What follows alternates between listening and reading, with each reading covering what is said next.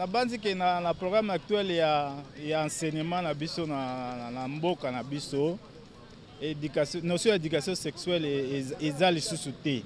Eza des mises te, alors que ezali très important, surtout pour na bilenge basi o baza kokola. Il faut bayeba pour se contrôler. Notion d'éducation sexuelle ezali très important pour na ko protéger bana na biso ya basi baza kokola, pour que bazo bazemi nokite, pour que ba contrôler ba cycle na bango ya masturbation, pour que ba contrôler ba période na bango ya règle. Lelo eza nango pe trop tard te na ndenge mokonzi ya mboka apesa gratuité ya enseignement pour que ba réintroduire une notion wana ya éducation sexuelle et que ça ba jeune fille mingi pona ba miyeba ko batela pour que akende na libala na ye na ndenge ya malamu. Moninga kabiso ba africain tolobelaka yango penda te. Mais ba enseignant o ba meka un peu kolobela yango mais d'une manière ka ya likolo talaka ko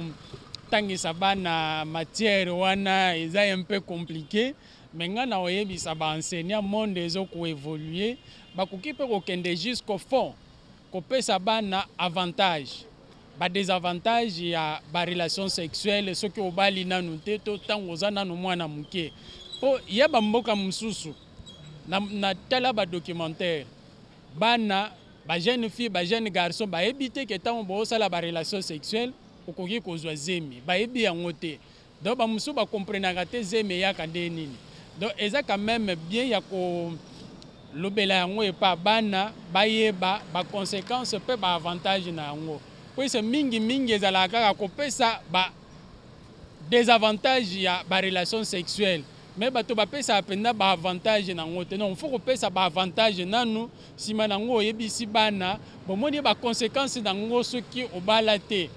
Et koki komemela o ba conséquences moko ya mabe na vie ou soit classe na yo e baby mwana tango akobota mako kozwa ye en charge te yango pe esala ke o abandonner mwana ou abandonner bana bakomi ba shege bakomo tambwa na banzela pamba.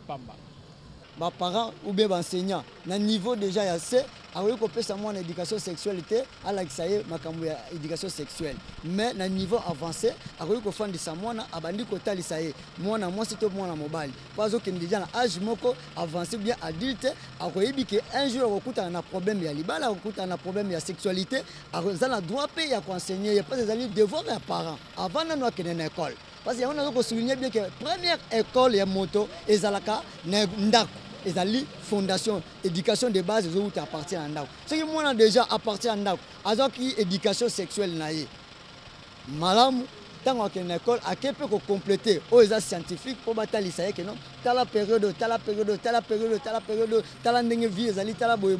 wana pe mwana akozwa pe maele abakisi susu mwa bwanya na côté kuna pote akoya na mbeba te ya ko sente to ya ko koya na lisumu oyo ya kosala makambo oyo elongo banite na miso na bato. Pona ngai na ekoki koloba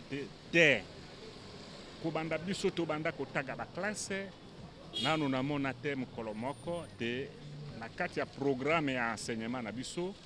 te leso wana ou bien cours wana ya sexualité ezali te, mais comment na ndenge bana bazali na moi na lelo puis ndenge bazali ko se comporter na moi na lelo bana babungi bakomi tellement animé na sexualité et encadrement moko ezali te na ngambo ezala ya biso baboti ezala na ngambo ya l'état ye moko oyo akoki kozala censé, n'est-ce pas, ya ko former pe ko informer na bana baza tosundoli bango bayebi eloko te, alors que sengeli na bango bazwa formation wana ko bana na bandako epa ya baboti et puis na école ndenge moko, que c'est éducation et bandaka na ndako.